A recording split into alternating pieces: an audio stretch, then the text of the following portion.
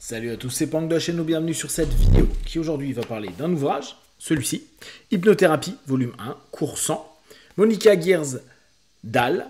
C'est un ouvrage de base qu'on retrouve à l'IMDHA, on va dire, c'est un groupe quasi similaire à la NGH, sauf que c'est pour les médecins et les dentistes. C'est le premier d'une série de 4. Donc celui-ci, c'est vraiment les bases, les prémices.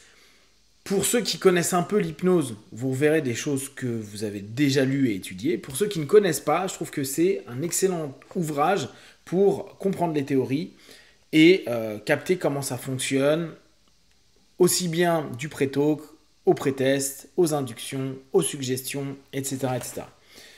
L'intérêt est à venir, c'est-à-dire le volume 2, 3 et 4, qui vont être beaucoup plus spécifiques. Il y aura notamment de l'hypnoanalyse, va y avoir un peu d'hypnose spirituelle. Alors, il faut bien se rendre compte que Monica Gears-Dahl n'est pas forcément connue en France, comme beaucoup d'hypnotistes anglo-saxons et américains. Et pourtant, c'est certainement une des hypnotistes les plus populaires aux États-Unis, et surtout, c'est une référence, mais une méga référence. Elle a été élève de Jerry Kine dans les années 80. Elle a été élève de Gil Boyne. Elle a été élève, et ça c'est intéressant, de Irene Hickman, donc, qui est énormément basée sur l'hypnose spirituelle. Elle a travaillé tout ce qui a un rapport avec Dave Hellman. Et elle a rencontré Herman McGill, Charles T. Bates. Bref, c'est quelqu'un qui, en gros, s'est entraîné avec les meilleurs hypnotistes américains du XXe siècle. Et elle est devenue dès lors une référence. Elle connaît aussi bien l'hypnose directe que l'hypnose indirecte, que l'hypnose spirituelle. Donc c'est vraiment quelqu'un d'hyper complète dans sa façon d'aborder l'hypnose. À noter qu'elle a commencé son cheminement dans l'hypnose avec José Silva de la méthode Silva.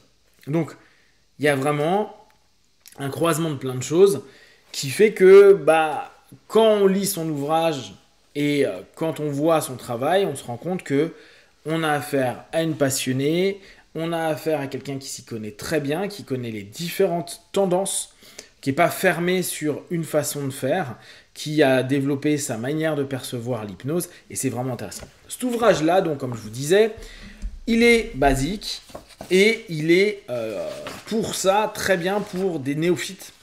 Vous pouvez bien sûr l'avoir sur Amazon, je vous mettrai le lien en copie. C'est Brice qui a traduit, donc la traduction est vraiment sympa, c'est facile à lire, vous pouvez le lire d'un coup, vous pouvez le lire en fonction de vos besoins. J'aime bien parce qu'elle revient sur certains éléments, j'en ai juste surligné quelques-uns, mais je trouve que c'est cool. Elle parle beaucoup de l'hypnose et de la relaxation, mais elle précise bien que l'hypnose n'est pas que de la relaxation, c'est une façon d'aborder l'hypnose. Donc, toute hypnose est auto-hypnose. Vous allez retrouver donc beaucoup d'aspects que je trouve intéressants. Hop, on va reprendre l'index. Donc, qu'est-ce que l'hypnose? Les origines de l'hypnose, les signes de l'hypnose, conscient, subconscient, superconscient, la nature de la suggestion, les tests de suggestibilité, la formulation des suggestions, le facteur qui influence la capacité à répondre aux suggestions, profondeur de transe et qualité de réponse, les inductions, approfondissement, émerge, identifier vos sujets, les abréactions, les drapeaux rouges, l'hypnose et la loi, lexique en hypnose, lecture recommandée, études indépendantes, application potentielle. Donc, c'est assez complet. Elle nous parle aussi bien de la vision de Dave Hellman, de Milton Erickson, d'Irene Hickman. Elle donne plein de petits tips et de petites idées pour vous permettre d'avancer. Elle parle des sauts hypnotiques. Et on sait par exemple qu'en France, c'est quelque chose dont on entend peu parler. C'était beaucoup Jerry Kine qui en avait parlé. Et on en parlait avec Brice. Ce qui est amusant, c'est que les premiers sauts hypnotiques, ils ont été mis en place par nos amis dentistes. Honte à vous, les dentistes. Et c'est les premiers à l'avoir utilisé, apparemment. Donc, c'est assez amusant. Merci à Brice dans toutes ses recherches. Ça reste, pour moi, le gros historien de l'histoire en France. Bien sûr, il y en a d'autres. Mais lui, il est vraiment ultra passionné. Et en plus, étant dentiste, c'est d'autant plus amusant toute cette notion. Donc, elle est intéressante, elle met par exemple des notions toutes bêtes. L'injonction basée sur la peur d'éviter l'hypnose semble être une tentative de garder les humains ignorants de l'utilisation efficace de l'hypnose.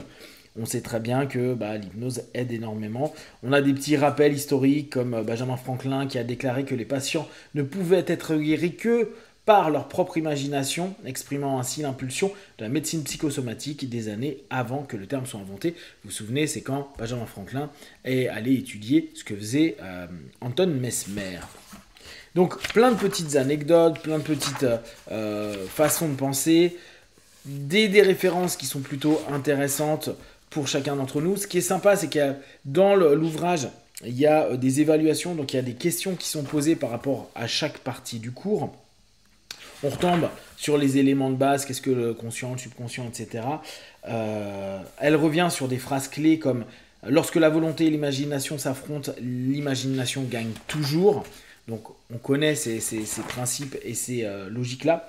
Il y a certains moments que j'ai bien aimé, un modèle d'apprentissage en 3 étapes. Il faut à l'adulte moyen au moins 3 expériences pour apprendre. Vous savez, cette fameuse répétition des 3.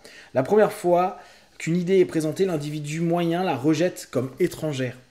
La deuxième fois qu'une idée est présentée, l'individu découvre une vague familiarité, soit avant, soit après avoir écarté l'idée.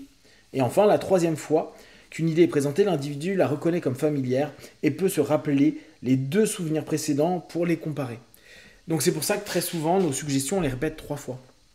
Présentation, rappel, et après comparaison et assimilation potentielle. Elle propose des choses sympas comme par exemple le détecteur de mensonges intérieurs. Un rappel au corps pour se dire quand est-ce qu'on se ment, quand est-ce qu'on est d'accord, quand est-ce qu'on n'est pas d'accord. Comme si c'était un signal, sauf qu'on n'utilise pas les doigts, on n'utilise pas des signaux idéomoteurs, mais vraiment une écoute du corps sur ce qui est ok, ce qui n'est pas ok. Donc elle propose des petits tests à mettre en place. Bien sûr, elle revient sur énormément d'aspects, la revue post-hypnotique, les suggestions éveillées, ce qu'on appelle walking hypnosis, en anglais. Donc l'hypnose éveillée est obtenue lorsque, et elle donne des détails, l'esprit est verrouillé autour d'une idée donnée, la suggestion est acceptable par le sujet. Beaucoup d'éléments sympas, 5 façons de programmer ou reprogrammer votre subconscient. Là elle reprend des dits de Gilboyne. La répétition, bien sûr, l'identification, je m'identifie à, l'autorité, l'émotion et l'auto-hypnose. Donc au fur et à mesure, vous vous rappelez de choses où vous pouvez même compléter votre façon d'exploiter l'hypnose.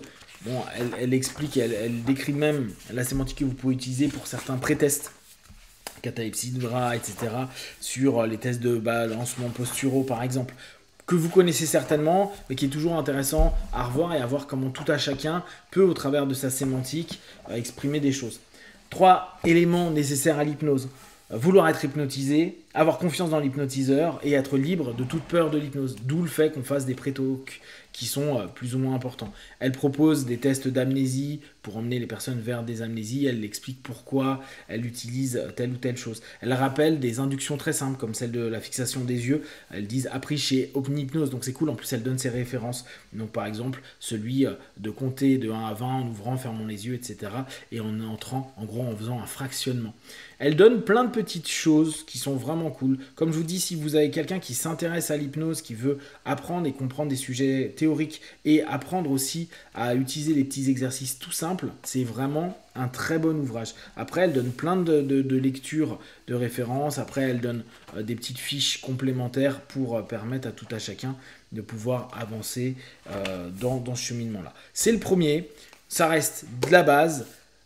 Les autres arriveront bientôt et vous verrez qu'il y aura hypnothérapie sur le 200, hypnothérapie avancée sur le 300 et hypnoanalyse sur le 400.